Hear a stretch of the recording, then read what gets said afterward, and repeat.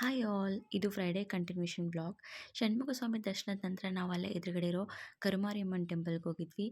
ಈ ಟೆಂಪಲ್ ವಿಶೇಷತೆ ಏನಂದರೆ ಇಲ್ಲಿ ಗರ್ಭಗುಡಿಯಲ್ಲಿ ಯಾವುದೇ ರೀತಿಯಾದಂಥ ಲೈಟ್ ಇರೋದಿಲ್ಲ, ದೀಪದ ಬೆಳಕಿನಲ್ಲೇ ನಾವು ತಾಯಿ ದರ್ಶನ ಮಾಡಬೇಕು. ಮತ್ತು ಗರ್ಭಗುಡಿ ಈ ಥರ ರಥದ ಆಕಾರದಲ್ಲಿದೆ.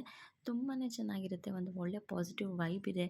ಅದಾದ ನಂತರ ಇಲ್ಲಿ ರಾತ್ರಿ ಹೊತ್ತು ದೇವ್ರನ್ನ ತೊಟ್ಲಲ್ಲಿ ತೂಗಿಸಿ ಜೋಗುಳ ಆಡಿಸಿ ಮಲಗಿಸುವಂಥದ್ದು.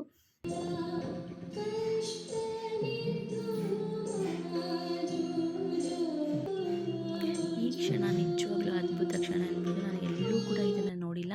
ಆ ಕ್ಷಣದಲ್ಲಿ ಭಾಗಿಯಾಗಿದ್ವಿ ಅನ್ನೋದೇ ಒಂದು ಸಂತೋಷದ ವಿಷಯ. ಇದನ್ನು ಎಲ್ಲರೂ ಕೂಡ ಫೀಲ್ ಮಾಡಬೇಕು ಅನಿಸುತ್ತೆ. ಅದಾದ ನಂತರ ನಾವು ರಾತ್ರಿ ತುಂಬಾ ಲೇಟಾಗಿತ್ತು. ಮುಳ್ಬಾಗಿಲು ದೋಸೆಯಲ್ಲಿ ಎಲ್ಲರೂ ದೋಸೆ ತಿಂದ್ಕೊಂಡು ಮನೆಗೆ ಹೋದ್ವಿ. ಇದಾಗಿತ್ತು ವ್ಲಾಗ್. ನೀವು ಈ ಟೆಂಪಲ್ನ ವಿಸಿಟ್ ಮಾಡಿ. ಒಂದು ಒಳ್ಳೆ ಪಾಸಿಟಿವ್ ವೈಬ್ ಇದೆ ಟೆಂಪಲಲ್ಲಿ. ದೇವರ ಆಶೀರ್ವಾದ ಎಲ್ಲರಿಗೂ ಇರಲಿ ಅಂತ ಹೇಳ್ತಾ ಬಾಯ್.